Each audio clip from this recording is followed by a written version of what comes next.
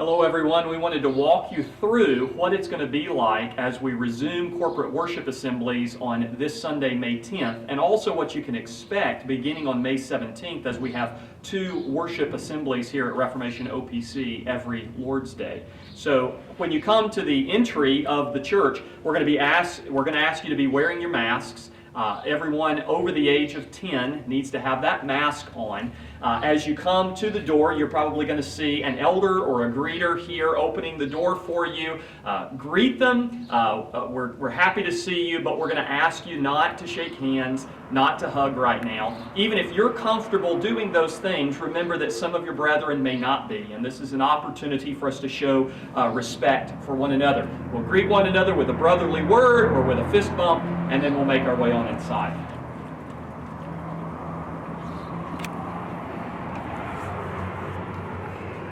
So as we come into the foyer, we are not going to have any of the literature for worship that day available to pick up. You won't have your bulletin or prayer list here. Instead, you'll get that as you come into the sanctuary. Here, we will have, though, a donation box, as we normally do. We are going to abbreviate the liturgy slightly each Lord's Day, and one of the things that we won't be including for now is the offering, because we simply don't want to be passing those trays among all of the members of the congregation. If you want to make your offering on the Lord's Day, then you're free to do so by placing it in the box either as you enter or as you leave that day. But you can continue also to mail your checks to the P.O. Box or give online. Now, as we come in, we want to remember not to congregate in the foyer, either before or after the service. The intention is not to spend a lot of time in social contact here, but rather to socially distance here and then take advantage of other opportunities away from the church building where you may be able to interact with friends either in person in appropriate ways or by phone or video. Now, as you come in through the foyer, we are going to have both seating areas available to you. Both the overflow room as well as the sanctuary. You can make a decision about which way you want to go. In the overflow area, we do have the seats spaced in the same way that we have in the sanctuary, but we do not have the classrooms unlocked. The cry room will be available, but the nursery facility and the classrooms will remain locked. And so you'll simply need to remain in these areas, and of course, you have access to the bathrooms. Now, as we come into the sanctuary, you are going to see a number of seating units. Most of these seating units have 4 chairs. Some of them on this wall have 5. A few of them toward the front corner only have 3. One of the guidelines that's been requested of us is that we would only sit with members of the same household. So I realize that some of us enjoy sitting with other members of the congregation. Some of our kids may enjoy sitting with their friends. You need to sit with members of your own household, at least for now. We have a 6-foot barrier between all of these seating units, and what we'd like you to do is choose a seating unit that is the smallest that will accommodate you. And so if you are single, we may make some adjustments to your chair to space it away from others.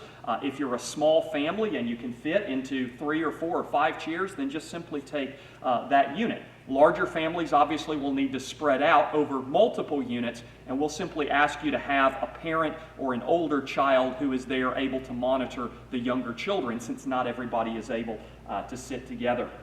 Now, as you come to your seat, you're going to find your handouts for the day on your chair.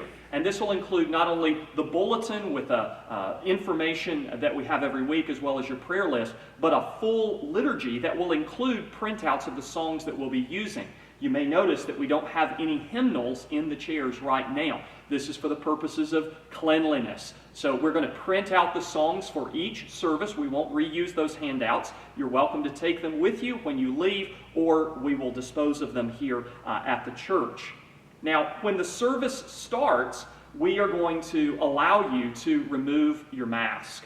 And this is because we're already socially distanced. There is 6 feet or considerably more, and we realize that the service being lengthy, wearing the mask may become very uncomfortable or may even make it difficult for certain people to attend the service.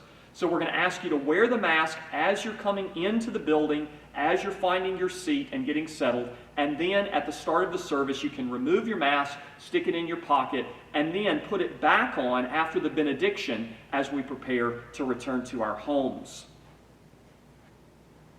Now, during the Lord's Supper, we are going to be doing things a little bit differently. As I said, we're going to abbreviate the liturgy slightly. We will still have a full worship service, but we'll sing a little bit less, and we won't have the offering because as we begin having 2 services on the Lord's Day, we'll need a little bit of time between to get everything reset. We also are probably going to have to take a little bit more time with the Lord's Supper.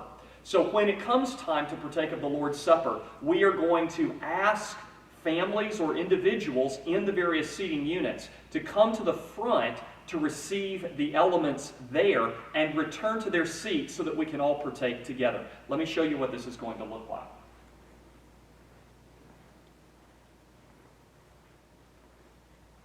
You'll notice that at the front of the church we have both the ordinary communion table as well as a second table that has been set up.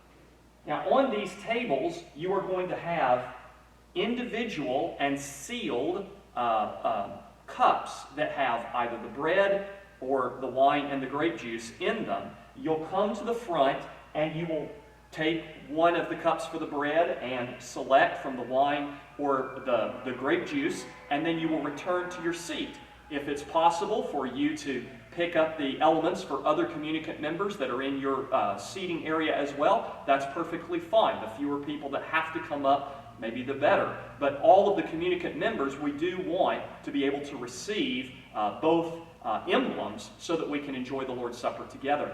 Now we will have elders stationed at these tables as you come to receive the bread and the wine. Those elders will be masked, and I will be remaining at the pulpit for now and giving the appropriate instructions, fencing the table, preparing our hearts and minds, and then asking the specific households in specific seating units to come to the front. We want to direct traffic a little bit so that we minimize standing in line or the amount of contact between several people.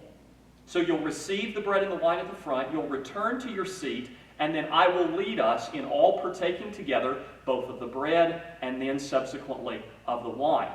After we finish partaking of the Lord's Supper, you will find on the floor underneath your seats a container where you can put the empty cups after they've been used. Now we don't have any of these containers in the overflow area because we have hard flooring there, so you can simply put those cups, stack them underneath your chair, and we will dispose of them after you leave. Now one of the things that we will be doing during the service is live streaming the service, and that's why you see the lectern and a computer there in front of the pulpit. That will be for the purpose of streaming the service over YouTube live so that those who are not able to return to church yet can still enjoy the opportunity to worship with us. Obviously, we're going to ask them not to partake of the Lord's Supper while they are at home, but nonetheless they can enjoy the singing, the prayers, and the preaching with us at that same time. And then that recording will be available later for viewing at another time. Now, after the service, we are going to conclude with the benediction and the doxology as we always do, and that will then be the sign that you need to put your mask back on and return to your vehicle and return home. We want you to do so promptly. We don't want anyone to rush. We don't want you dashing for the door, but we also need you to go ahead and wrap things up and return home rather than staying and visiting with one another as we all love to do and as we would prefer to do. We need to ask you to keep your children with you and to maintain social distancing during that time of transition out of the service, out of the church building, and as you return to your cars.